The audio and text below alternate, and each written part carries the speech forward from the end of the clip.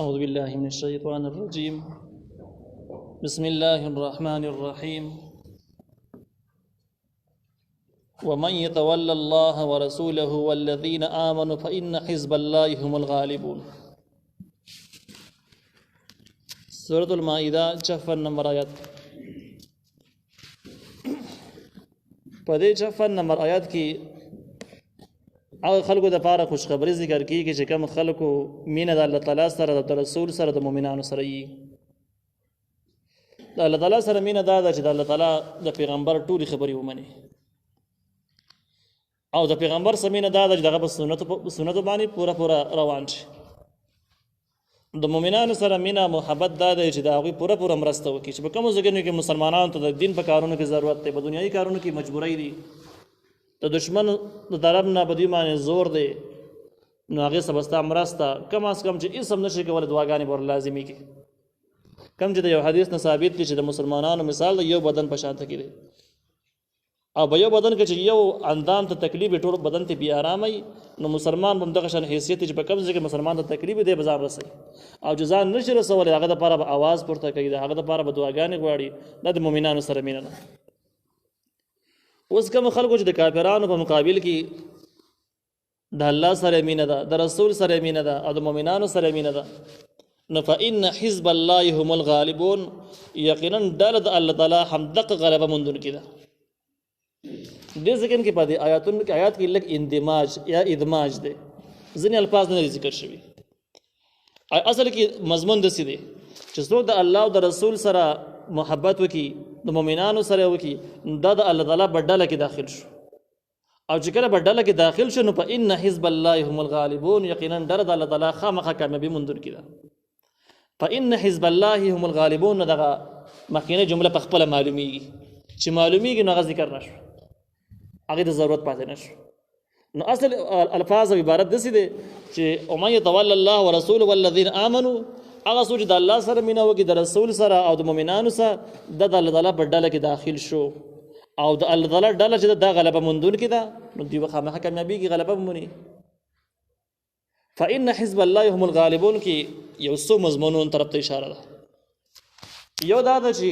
منافقان د دې د وجې نه کافرانو سره محبت کوي، د کافرانو سره رابطې او دوستانې دي، د هغوی دپاره چمچې جوړېږي، د هغوی دپاره غلط نشریات کوي چې که سبا د کافران غالب شي او حکمرانی د دوی راشي، مسلمانان خو کمزوري دي، حکومت به یا راضي یا به نه راضي، نو بیا به د خلکو سم په غټو عهدو باندې یو، منصبونو باندې به یو، تنخواګانې به یو، ملازمتونه به یو، زموږ د بچو به غټې حیثیت وي. نو د دې وجې نه کافرانو ته چمچې لګوي.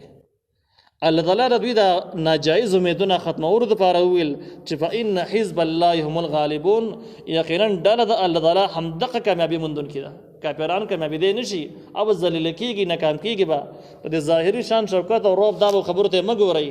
الله تعالی ډله به غالب کېږي، که هغه لږ دي که ډېر دي، که وسایل لري که نه لري، خدا به غالب کېږي. دا مضمون مخکې به ځای په ځای باندې تېر شوی دی چې کم من فئة غلبت فئة کثیرة بإذن الله، ډېره پیرې لږه ډله د الله تعالی په حکم او د الله تعالی په امر باندې په ډېرو کافرانو باندې غلبه موندله. په هغې کې یو واقع تاسو د طالوت اورېدلې وه، بقره کې تېر شوي دي. دویمه واقعه پکې تاسو د بدر د جنګ اورېدلې وه چې هلته کې دوه ډلې مخامخ شولې، یوه کافره وه بله مسلمانه وه، او کافران څو چونده زیاتو د مسلمانانو نه، بیا هم مسلمانان په هغې باندې غالب شو. او نو دا هغه مضمون چې کم من فئة غلبت فئة کثیرة بإذن الله، نو هغې جملې ته اشاره شوه چې فإن حزب الله هم الغالبون، د الله ډله به کامیابېږي. دې کې دې خبرې له اعتبار نشته دی چې څومره دي او څومره وسایل دي. نو په دې ځای کې د ملحدینو یو مشهور اعتراض جواب هم وشو. کوم خلک چې د کفر دپاره کار کوي، د هغوی د اسلامي نظام او د اسلامي تحریکونو خلاف یو دلیل پیش کوي چې موږ له د کفر سره جنګونه او د هغې سره ټسل اخیستل ځکه نه دي پکار چې زموږ او د کافرانو د طاقت توازن برابر نه دی. وی الله به موږ مقابله کوو چې د هغوی څومره عسکر دي، فوجیان دي، دومره موږ شو، بقه مقدار باندې موږ شو. یوه خبره ده. دا اوس چې څونه وسایل جټ دی او بیباون دی، ویبسوله ده او ټینکونه دي، وسایل ډرون دي، چې په دغه مقدار موږ هم جوړ کړو. نو چې کله طاقت د توازن راغی نو بیا به موږ هغې سره مقابله کوو. د هغې نه بغیر وایي نشو کولی. دا عقیده دا غیر اسلامي عقیده ده، د کفري عقیده ده. او دا هغه عقیده ده چې کوم د طالوت په واقع کې مخکې تېره شوې ده. د طالوت ملګرو چې کوم دی نو خپل مشر ته یې وویل، طالوت ته یې وویل چې ته لاړ شو خپل رب ځان سره بوځې جنګونه کوئ موږ خو نشو کولی ځکه چې د شام کافرانو ډېر زورور او طاقتور خلک دي نو هغې سره موږ جنګونه نشو کولی کمزور یو زموږ د طاقت توازن هلته برابر نه دی دغه شان ده کې د احد په جنګ کې عبدالله ابن ابی ابن سلول هم دا خبره کړې وه چې زموږ طاقت د مکې د مشرکانو طاقت سره برابر توازن برابر نه دی چې کله توازن برابر نه دی نو موږ خودکشي نشو کولی ځانونه داسې په مسلمان کافرانو باندې وجلی نه شو موږ بېرته لاړ شو نو تقریبا 300 خوشه کسان عبدالله ابن ابی ځان سره واپس کړ او د قیامت پورې د منافقینو مستقل دلیل دی چې هغوی د توازن خبره کوي حالانکه حقیقت دا ده چې کومه ډله کې د حزب الله د الله تعالی د ډلې هغه صفتونه پکې پکې مخکې د هغې صفتونه علامات موږ وویل چې دا علامات پکې موجود وو دا به حزب الله او که دا علامات پکې موجود نه وو دا به حزب الله نه شي کېدلی چې کله هغه علامات پکې موجود شو نو هغې نه وروسته دا د الله تعالی ډله شوه او د الله تعالی ډله خامخا کامیابېږي که لږې که ډېرې کامیابېږي په هر ځای کې چې کامیابېږي او اسلامي تاریخ مکمل په دې باندې د اول نه اول اخر پورې په دې باندې اسلامي تاریخ ګواه دی یا ایها الذین آمنوا لا تتخذوا الذین اتخذوا دینکم هزوا ولعبا من الذین اوتوا الکتاب من قبلکم والکفار اولیاء دا مخکینی مضمون تاکید د پاره دوباره ذکر شو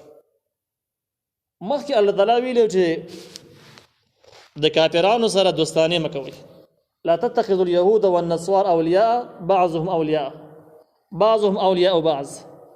هغه مضمون د تاکید د پاره بیا ذکر شو چې تاسو د یهود او نصارا او د نورو کافرانو سره دوستانه مکوئ د ایمان والا ته خطاب دی ځکه دا خبره مخکې من کړې وه چې د دې خدا ته نواقض الایمان مرتکب کېږي ایمان پې ماتېږي کافرانو سره دوستانه باندې ایمان ختمېږي کتاب هر نیت باندې چې مرسته کړي بیا هم ایمان ختمېږي په دې کې یو مشهوره واقعه به د بلعم بن باعوره هم وروسته راشي چې یو لوی عالم دی او د چې کله کافران راغله د ته پیسې وړاندې لالچ وړاندې کو چې د موسی علیه السلام ملګرو باره کې دومره ازار خالي وکړه چې عارضي شکست وخوري عارضي یعنی که داسې په زور باندې دې موږ فتح کې موږ اسلام راوړو بیا به ډېر شرمېدلي یو خلک به وایي په زور یې ایمان راوړی دی ته داسې سوال وکړه چې په دې ټایم کې موسی علیه السلام شکست وخوري عارضي شکست بیا به خیر دوباره موږ ایمان راوړو ته موسی علیه السلام په سبا ملګري شو موږ به وایو چې موږ په زور ایمان نه دی راوړی موږ خوښه راوړلی که تعالی خو موږ شکست درکړی وي پیره او د هغې په عوض کې به تعالی دومره پیسې موږ درکړو د دې عارضي شکست لپاره چې بلعام بن باعوره کله سوال شروع کړو نو ژبه یې راځوانده شوه او چې کله به د مسلمانانو نومونه اخیسته د کافرانو نومونه په خوله ورتلل او کافر د دنیا نه لاړ نو دغه عارضي غونډه کې سوال په دې سره هم هغه کافر شو دنیا نه لاړ دې نه معلومیږي دا چې کفارو سره مرسته کول د هغوی دپاره دلایل ویل هغوی دپاره دعاګانې غوښتل هغوی ته معلومات ورکول وسایل ورکول لارې ورته ښودل دا ټول کفر د ایمان پې ختمېږي دا مسله چونکې ډېر اهم او ضروري وه په دې وجه من په دې ځای کې تاکیدا دوباره ذکر کیږي الله تعالی وایي یا ایها الذین آمنوا لا تتخذوا الذین اتخذوا دینکم هزوا ولعبا من الذین اوتوا الکتاب من قبلکم والکفار اولیاء ای هغه کسانو تاسو ایمان راوړی دی تاسو منئ هغه کسان چې هغوی نیولی دی دینکم دین ستاسو هزوا ولعبا عبث او لوبې ستاسو دین عبث او لوبې نیولي دي هزوان خپله معنی د خیبت او سپکوالی چې اسلامي احکام دوی د سپک کارېږي او د دوی په ذهنونو کې قدر او قیمت نشته ولعبا او بې فایدې ګڼي چې په دې کې څه فایده هم نشته عبث شی دی نو سپک او بې فایدې چې کوم کسان دین ګڼي هغه خلکو سره به دوستانې نه کوئ او دغه زموږ دین چې سپک ګڼي او عبث یې ګڼي دا څوک دي من الذین اوتوا الکتاب من قبلکم د هغه کسان دي چې ورکړل شوی کتاب ستاسو نه وړاندې زموږ نه مخکې چې کتاب ورکړل شوی او زموږ دین پورې ملنډې کوي د یهود او نصوارا دي عیسایان او یهودیان دي والکفار او نور کافران اولیاء به دوستۍ سره د یهود او نصواراو نه علاوه چې نور څومره کافران دي په هغې سره به هم دوستي نه کوئ او یهود او نصوارا په خپله باندې هم داسې دي چې په دین پورې ملنډې کوي نور کافران هم پسې کوي په دې سکن کې اهل کتاب باس ذکر شو او دا مخکې ذکر شو نور کفار بس وروسته ذکر شو حالانکه اهل کتاب په خپله باندې ټول کفار دي یهودیان هم کافران دي عیسایان هم کافران دي خو ظاهرا دوی موږ ته لږ نږدې دي ځکه آسماني کتاب مني او د مخکیني پیغمبرانو تایید کوي ځان تورات او انجیل ته منسوب کوي نو د دین سره د نږدېوالي په وجه باندې دوی ذکر شو خو د دې سره دا پکې ثابته شوله چې ګورې خپل درونه ونه ګڼئ دشمنان دي ستاسو دین پورې ملنډې کوي اگر چې باقي کافرانو مسله واضح ده خو په یهودو او نصوارا باندې چې دوکه نه شي باوجود د دې چې تاسو رب مني پیغمبران هم ډېر مني خو باوجود د دې د اسلام سخت دشمنان دي په دې باندې چې خطا نشي د زیات احتیاط لپاره دا کسان مخکې ذکر شو. په دې کې امام ابو حیان رحمه الله په تفسیر خپل بحر محیط کې لیکلي دي چې د اهل کتابو ذکر صراحتا وشو د کفارو نه وړاندې، حالانکه دوی په کفارو کې داخلو. وی وجه یې دا ده چې اگر چې دوی آسماني کتابونو ته منسوب دي خو د اسلام دومره پاخه دشمنان دي چې د قیامت پورې چې څومره تاریخ ته مطالعه کې نو د اسلام تر ټولو زیات ضرر د یهودو نصاراو نه دی. او دغه شان د کې څومره تاریخ چې ته مطالعه کې نو په یهودو نصاراو کې کم خلک ایمان راوړي دي، اکثر خلک یې نه راوړي. او وجه دا ده چې هغوی یو طرف ته کافران دي، بل طرف ته خپل کفر باندې هغوی فخر کوي، خپل کفر ته کفر نه وایي او ځان په حقه ګڼي. په اسلام پورې ملنډې مذاقونو د دوی ډېر واقعات مشهور دي. یو مشهوره واقعه هغه ده چې کوم تفسیر مظهري ذکر کړله هغه دا ده چې کله نبی علیه السلام مدینې منورې ته راغی، مدینه منوره کې اسلامي نظام او ریاست قایم شو. نو مدینه منوره کې یو عیسائی سړی و چې کله به اذان واورېدو او په اذان کې به د الفاظ واورېده چې اشهد ان محمد رسول الله، نو ده به وویل چې خارق الکاذبه الله تعالی د دروغجن سړی وسیزي په اور باندې. مطلب دا چې محمد رسول الله مو وایي د الله پیغمبر نه دی، سوچ ته پیغمبر وایي نو الله تعالی دی په جهنم، الله تعالی دی په اور باندې وسیزي. دا الفاظ مستقیل ویل د یو کارو. بیا څه زمانه چې تېره شوه د کور خلکو بیا هم د الفاظ شروع کړو، هغوی به هم دا خبره کوله. کله به اذان ویله کېده دې ته به اذان راورسېدو نو دوی به خیالې کولې چې څوک دروغجن وي الله تعالی دې وسیزي. یوه ورځ د دوی کوم نوکر چې دی نو کور ته راغی د خاص ضرورت دپاره په کور کې اور بل کو، او د کله چې اور بل که د اور نه سپرغۍ پورته شولې په بسترو کې په جامو کې ولګېدلې، تارینې جامې وې، تارینه کپړه داسې وې چې اور ولګېد نو زر یې پته نه لګي، په قراره باندې پته لګي. نو دوی بیا اوده شو، دغه سپرغۍ دوی لیدلې نه وي، هغه سپرغۍ هغه اور ورو ورو په تېزېدو شو. دوی ودرې یو دم د کور نه لمبې پورته شوې او دغه غونډ د عیسایانو غونډه کورنۍ په دې کور کې دننه وسوځېدل، وراته شو، یو کس هم ژوندی بچ نه شو. نو تفسیر مزداری والا وایي چې نور حالات واقعیت پکې هم شته. یو مشهوره واقعه پکې دا ده چې په اذان پورې به ملنډې کولې، چې کله به اذان ویلې کېده د به خیرې کولې چې څوک دا الفاظ وایي هغه دې وسوځېږي، الله تعالی دوی په خپله باندې وسېزل. والکفار نور کافران اولیاء به دوستۍ سره هغې سره به دوستي نه کوي. د دوستۍ بحث مخکې تېر شو چې کافرانو سره دوستي څنګه شي، او موږ د هغې حکم هم ذکر کړ چې په دې سره ایمان ماتېږي که دا ډېر نیک سړی خو دا به کافر شماري. واتقوا الله ويرګد الله تعالی نه ان کنتم مؤمنین که چېرته کې تاسې مؤمنان یئ. واذا نادیتم الى الصلاة او هر کله چې تاسو اعلان وکړئ د پاره د منځه، الى الصلاة اتخذوها هزوا ولعبا، دوی نیسي دغه اذان لره هزوا په ټوکو سره ولعبا او په لوبو سره. تاسو په اذان پورې ملنډې کوي.